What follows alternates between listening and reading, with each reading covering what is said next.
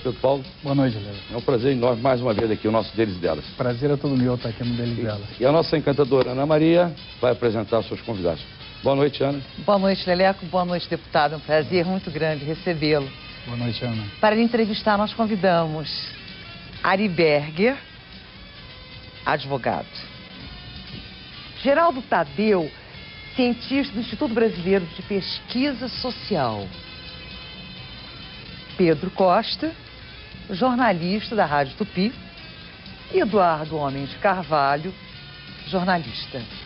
Vou falar um pouquinho de política.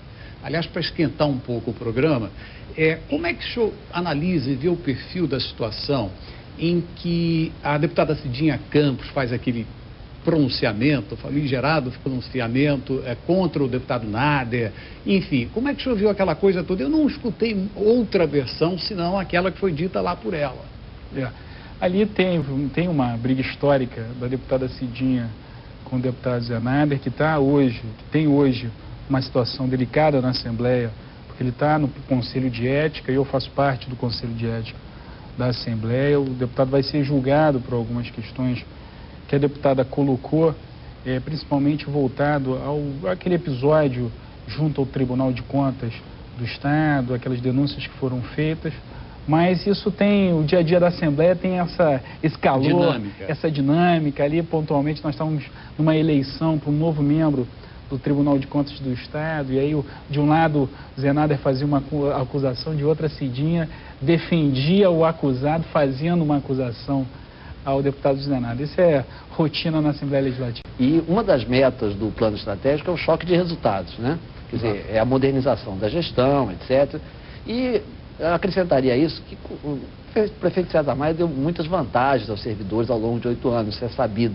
E quando o prefeito Eduardo Paes entrou, né, em exercício, havia uma certa desconfiança, né, do funcionarismo público em relação ao prefeito, porque ele anunciou alguns cortes. Né? Como é que está essa relação hoje? Olha, a relação está extremamente positiva por alguns motivos, Geraldo. Primeiro que nós deixamos claro para o servidor e para a população que o servidor do município sempre tinha ganhos permanentes ao longo do tempo. Foram quase 16 anos, os servidores todo ano têm aumento. Mas nos últimos 2 anos, de uma forma demagógica pela última gestão, você teve uma explosão dos gastos de pessoal, inclusive comprometendo os limites da lei de responsabilidade fiscal. Então esses ajustes foram feitos, mas sem perder, voltando àquele ritmo histórico dos servidores da Prefeitura. Eu queria saber do senhor o seguinte, a partir do momento que esse programa atinja várias camadas sociais, é aberta, queria saber um pouco mais dele. Você entrou na política na época do César Maia, quantos anos você tem? Você é casado, carioca, enfim.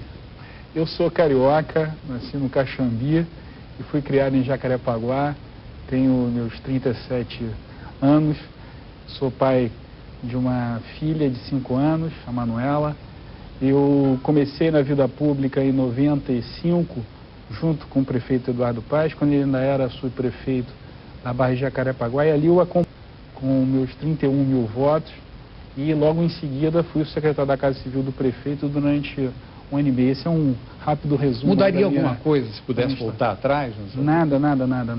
Nada, porque eu amo fazer o que eu faço, me dedico com toda a minha energia a isso, às vezes até em detrimento da sua própria vida pessoal, da sua vida familiar. Eu gosto de estar da política, eu me preparei para estar na vida pública, eu estudei, sou economista, me pós-graduei em economia, meu mestrado em economia e política. Eu adoro fazer o que eu faço porque o reconhecimento público das pessoas, principalmente na hora da campanha, quando você volta às pessoas, consegue ir a todos os cantos, porque muitas vezes o teu dia a dia como gestor público, como político, não te permite a gente estar em todos os lugares, mas quando as pessoas olham e reconhecem o teu trabalho, pô, você fez aqui, melhorou a minha vida, gostei da tua atuação, isso é um combustível que nós temos, isso acho que realimenta essa vontade de estar na política. Deputado, deixa eu fazer uma pergunta. Único, que vai mudar a vida de muitos trabalhadores aqui na cidade do Rio de Janeiro.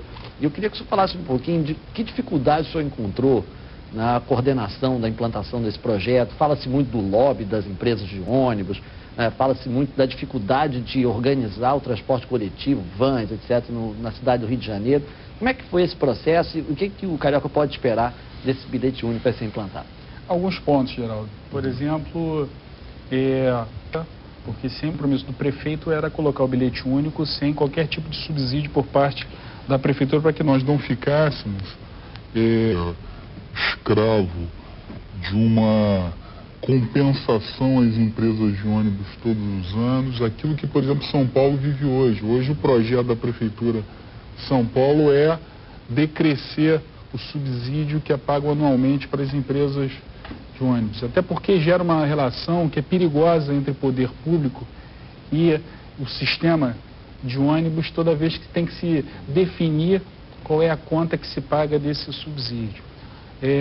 Uma outra que se é um bilhete de 2 horas para quando se faz o transbordo, por exemplo. Você tem a conta que existe hoje, mais ou menos 20% de todos os passageiros fazem um transbordo. Então, como é que você, de uma hora para outra, colocam todos em bilhete único, como é que se fecha essa conta? Então, a equação também é delicada. E, claro, você tem ali o sistema de ônibus da cidade há anos, há décadas, ele é controlado pelas empresas de ônibus. As informações que a Secretaria de Transporte tinha, Lelé, eram inexistentes. A gente não sabe exatamente quantas linhas tem, quantos ônibus circulam, quantos passageiros pegam. Então, para você poder planejar, é muito difícil implementar um projeto como esse, decisivo para a cidade, um bilhete único sem ter informações completas.